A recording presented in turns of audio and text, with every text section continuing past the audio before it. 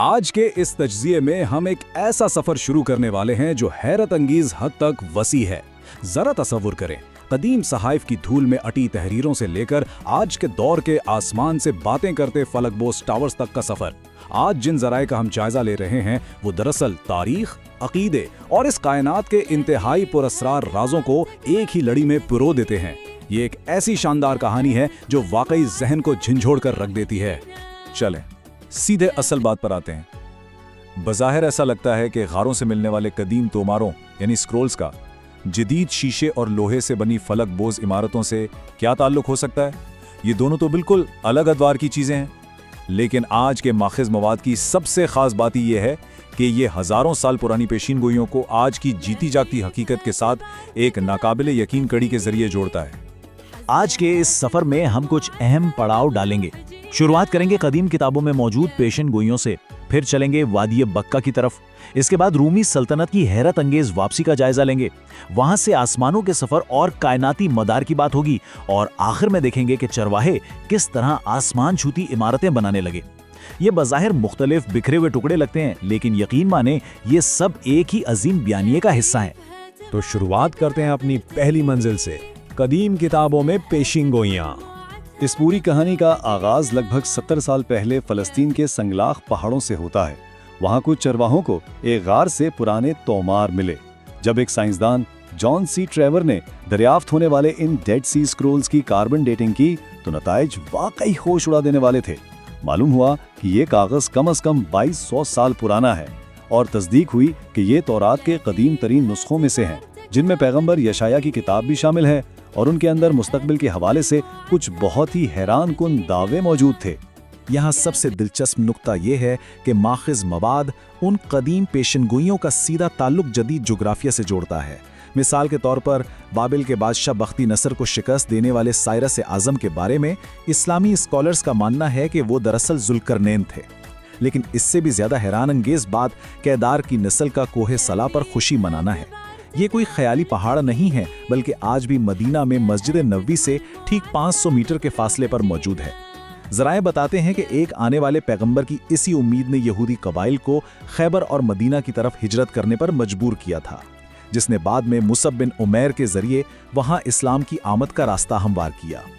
अब जरा तारीख के पहिए को मजीद आगे बढ़ाते हैं और जिक्र करते हैं वादी बक्का का। ज़राए यहाँ एक इंतहाई शानदार लिसानी और तारीखी मुमासलत पेश करते हैं। अगर ज़बूर 84 को देखें तो उसमें एक खुश्क वादी बक्का और उसके चश्मों का जिक्र मिलता है, जहाँ लोग पहाड़ से पहाड़ तक जाते हैं। अब इसके मुकाबले में कुरान की सूरह आल इमरान को देखें तो वो भी बक्का को ही इबादत का पहला घर करार देती है। ये बिल्कुल वैसा ही है जैसे वक्त के साथ बम्बई का नाम मुंबई पड़ गया, इसी तरह बक्का वक्त के साथ मक्का बन गया। और वो जो ज़बूर में पहाड़ से पहाड़ तक जाने का जिक्र है, वो सीधा सीधा आब ज़मज़म के चश्मे के करीब सफ़ा और मरवा के दरमियान की जाने वाली रस्म की तरफ इशारा करता है ना कमाल की बात। यहाँ से हम 7वीं सदी की आलमी सियासत की तरफ चलते हैं, यानी रूमी सल्तनत की वापसी।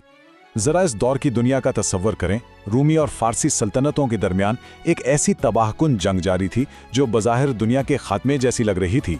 आग की इबादत करने वाले अहले फारिस ने रूमियों को इतनी बुरी तरह कुचला, यरूशलेम पर कब्जा किया और ईसाइयों की सबसे मुकद्दस चीज़ सलीब हक भी साथ ले गए। बादशाह खसरोव का यह तंजिया खत रूमियों की मुकम्मल बेबसी को जाहिर करता था, जिसमें उसने सीधा सीधा तंज किया कि तुम्हारे खुदा ने यरूशलेम को मुझसे क्यों नहीं बचाया। पूरी रोमी सल्तनत में एक मुकम्मल मायूसी छाई हुई थी। लेकिन फिर तारीख ने एक ऐसा पलटा खाया जिसकी कुरानी सूरा अर्रूम में पहले ही पेशिन गोई कर दी गई थी।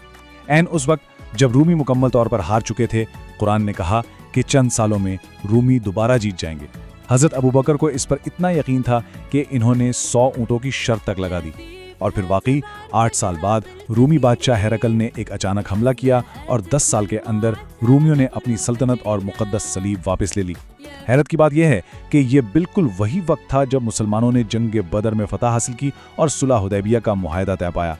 अब दुनिया की इन बड़ी जंगों से निकलकर एक कायनाती वाक़े की तरफ आते हैं, जिसे आसमानों का सफ़र कहा जाता है।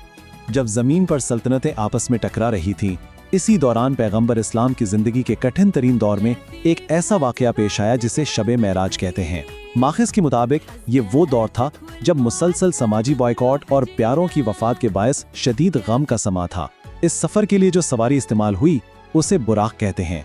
जिसका नाम बर्क यानी बिजली से निकला है। ज़राए इसकी रोशनी की सी रफ्तार का मुवाजना आइंस्टाइन की थ्योरी ऑफ रिलेटिविटी से करते हैं, जहां टाइम डायलेशन की वजह से मक्का से यरूशलेम और फिर कायनात की आखिरी हद तक का इतना तवील सफ़र ज़मीन पर महज एक ही रात का हिस्सा महसूस हुआ। इस सफ़र में आसमानों की बदतदरीज के मनाजिल को बहुत तफसील से बयान किया गया है। पहले आसमान पर हज़रत आदम से मुलाकात, फिर ईसा और याहिया से, इसी तरह छठे आसमान पर हज़रत मूसा से, जिनका जिक्र कुरान में 136 बार आया है, और आखिरकार सातवें आसमान पर हज़रत इब्राहीम से मुलाकात का जिक्र माखिज़ में मिलता है।